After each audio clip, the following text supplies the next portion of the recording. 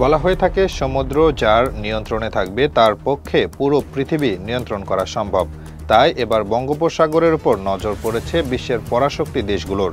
এ নিয়ে চলছে নতুন এক শক্তির লড়াই। ভূ রাজনৈতিক তো বটেই, এই অঞ্চলে বাণিজ্য নিয়েও এখন সরব বিভিন্ন দেশ।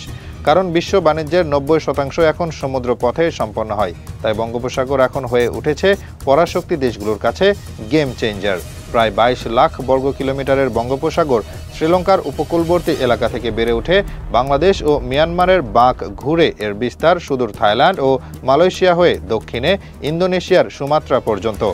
এর আশেপাশে রয়েছে বিশ্বের 1/4 মানুষের বসবাস। ভৌগোলিক এই অবস্থানের কারণে স্বাভাবিকভাবেই বঙ্গোপসাগর এখন গতিশীল অর্থনৈতিক অঞ্চল, যার একদিকে আছে দক্ষিণ এশিয়া, অন্যদিকে দক্ষিণ পূর্ব এশিয়া।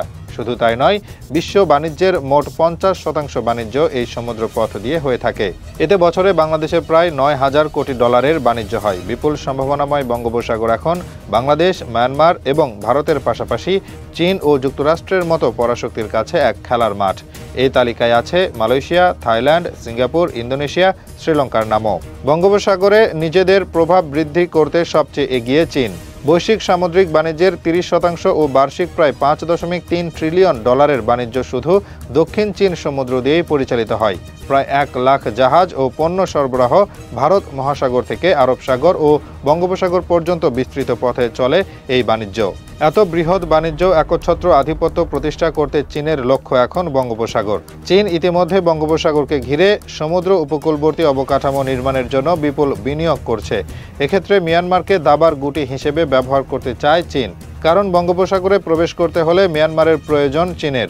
মিয়ানমারের কোকো দ্বীপ ও শ্রীলঙ্কায় রাডার স্টেশন নির্মাণ করবে দেশটি। এতে প্রতিযোগী দেশগুলোর নৌবাহিনীর উপর নজরদারি করার পাশাপাশি এই অঞ্চলের বাণিজ্যও নিয়ন্ত্রণ করতে পারবে চীন।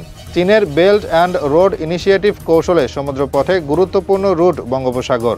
বাংলাদেশের গবেষণা প্রতিষ্ঠান সিপিডির এক গবেষণাপত্রে বলা হয়েছে, চীন ওয়ান বেল্ট যেমন ইউরোপের সঙ্গে মধ্য এশিয়া হয়ে তার দেশের স্থল নেটওয়ার্ক স্থাপন করবে, তেমনি ওয়ান রোড নীতিতে সমুদ্রপথে যে সংযোগ নেটওয়ার্ক গড়ে তোলা হবে তাতে রয়েছে বঙ্গোপসাগরও। দক্ষিণ ও দক্ষিণ পূর্ব এশিয়ায় চীনের এমন বন্দর নীতি মূলত বঙ্গোপসাগর রুট ব্যবহারের মাধ্যমে কৌশলগত অর্থনৈতিক অংশগ্রহণ, বৈশ্বিক বাণিজ্য প্রভাব ও ভূ রাজনৈতিক ক্ষমতা বৃদ্ধির এক নতুন চাল। তবে চীনকে দমিয়ে রাখতে তৎপর রয়েছে মার্কিন যুক্তরাষ্ট্র। চীনের মোকাবেলায় বঙ্গোপসাগর ও এর কাছাকাছি অঞ্চলে নৌ উপস্থিতি রাখতে চাইছে আমেরিকা। টেকনাফের ওপারে আরাকানে নিবিড় দৃষ্টি রাখছে দেশটি। ভারতকে নিয়ে এই অঞ্চলে চীনের প্রভাব কমানোর যাবতীয় পরিকল্পনাও সাজাচ্ছে যুক্তরাষ্ট্র। এক্ষেত্রে বাংলাদেশকেও ভীষণ গুরুত্বপূর্ণ ভাবছে দেশটি। বঙ্গোপসাগরে চীনা শক্তিকে কোণঠাসা করতে দীর্ঘদিন ধরেই বাংলাদেশকে নিজ বলয়ে আনতে চায় যুক্তরাষ্ট্র। তবে বাংলাদেশ এখনও কৌশলী অবস্থানে রয়েছে, সাড়া দেয়নি যুক্তরাষ্ট্রের ডাকে। চীনের মতো ভারতের কাছেও দাবার গুটি মিয়ানমার। ভারত 2010 সাল থেকে মিয়ানমারের পশ্চিমাঞ্চলীয় রাখাইন রাজ্যের রাজধানী সিত্তে শহরে একটি বন্দর উন্নয়ন ও পরিচালনার সঙ্গে যুক্ত রয়েছে। একই সময়ে ভারত নিজেদের আন্দামান ও নিকোবর দ্বীপপুঞ্জে সামরিক ও পরিকাঠামোগত উপস্থিতি উল্লেখযোগ্যভাবে বাড়িয়েছে। সেখানে তারা একটি সমন্বিত কমান্ড বেস স্থাপন করেছে, যা মালাক্কা প্রণালীর পশ্চিম দিকের অংশ। এই প্রণালী দিয়েই চীনের জাহাজ চলাচল করে এবং দেশটির মোট বাণিজ্যের বড় অংশই এ পথে হয়ে থাকে। তাই এলাকাটি নিয়ন্ত্রণের জন্য নজরদারি করছে যুক্তরাষ্ট্র ও ভারত। তবে বঙ্গোপসাগর অঞ্চলে রাজত্ব করতে বাংলাদেশকে দলে ভেড়ানো ছাড়া বিকল্প নেই ভারতের কাছে।